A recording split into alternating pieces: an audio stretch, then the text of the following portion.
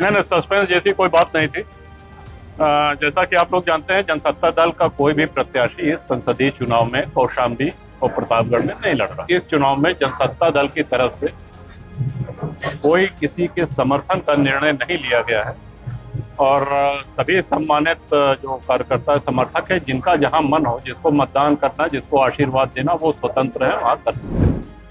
4 चरणों का चुनाव खत्म हो चुका है, अब पूर्वांचल की बारी है। पूर्वांचल में वैसे तो बीजेपी जोर शोर से चुनाव प्रचार में जुटी है, लेकिन टारगेट ये लेकर चल रही है कि अगर उसे बाहुबलियों का साथ मिल गया तो वो बड़ा चमत्कार कर सकती है। यही वजह है कि बीजेपी धनंजय सिंह और राजा भैया को साधने में जुटी है। खबर है कि केंद्रीय मंत्री संजीव बालियान और कौशाम्बी से बीजेपी सांसद विनोद सोनकर ने कोंडा के विधायक राजा भैया के घर जाकर उनसे मुलाकात की है।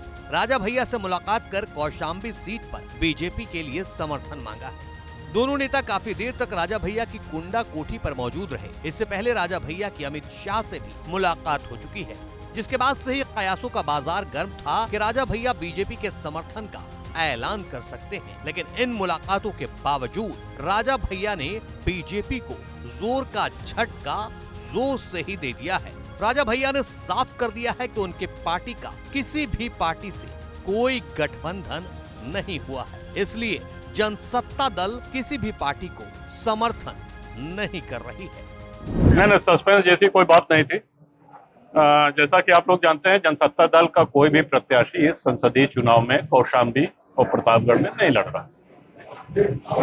हमने वो कारण भी रखा आप लोगों के सामने और बराबर पूरे क्षेत्र से समर्थकों का, मतदाताओं का, शुभचिंतकों का, कार्यकर्ताओं का फोन और संपर्क करके ये प्रश्न उनके बराबर हमसे पूछे जा रहे थे कि करना क्या है इस चुनाव में।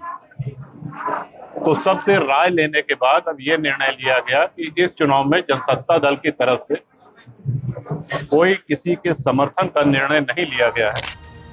कार्यकर्ता सम्मेलन का हवाला देते हुए राजा भैया ने अपने समर्थकों और कार्यकर्ताओं को पार्टी के बंधनों से मुक्त करते हुए स्वच्छंद होकर अपनी पसंद के उम्मीदवार को मतदान करने की सलाह दी है। साफ साफ बोल दिया है, कार्यकर्ताओं और समर्थकों को जो भी ठीक लगे वो फैसला ले सकते हैं। और सभी सम्मानित जो कार्यकर्ता समर्थक है, जिनका जहां मन हो, जिसको मतदान करना, जिसको आशीर्वाद देना, वो स्वतंत्र है, वहां कर सकते हैं। अब सवाल केंद्रीय मंत्री संजीव बालियान और कौशाम्बी के बीजेपी सांसद विनोद सोनकर से हुई मुलाकात का भी था, तो राजा भैया ने बड़े ही साफ गोई से ये कहते हुए पल्ला झाड़ लिया कि उनसे पारिवारिक संबंध है, तो उसी लिहाज से मुलाकात हुई। जहां तक संजीव जी की बात है, वो हमारे व्यक्तिगत मित्र हैं, उनसे हमारा राजनीतिक संबंध नहीं है और प्रत्याशी दोनों आए थे और जो बात हम आपसे कह रहे हैं, उनसे भी हमने यही कहा कि ये कार्यकर्ता सम्मेलन के बाद ही स्थिति स्पष्ट हो पाएगी कि हम लोग क्या करें।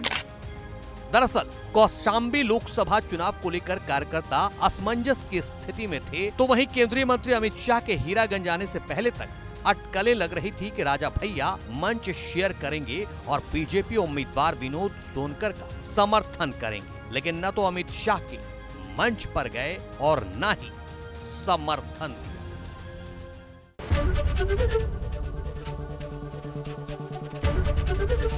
एबीपी गंगा, खबर आपकी, जुबान आपकी।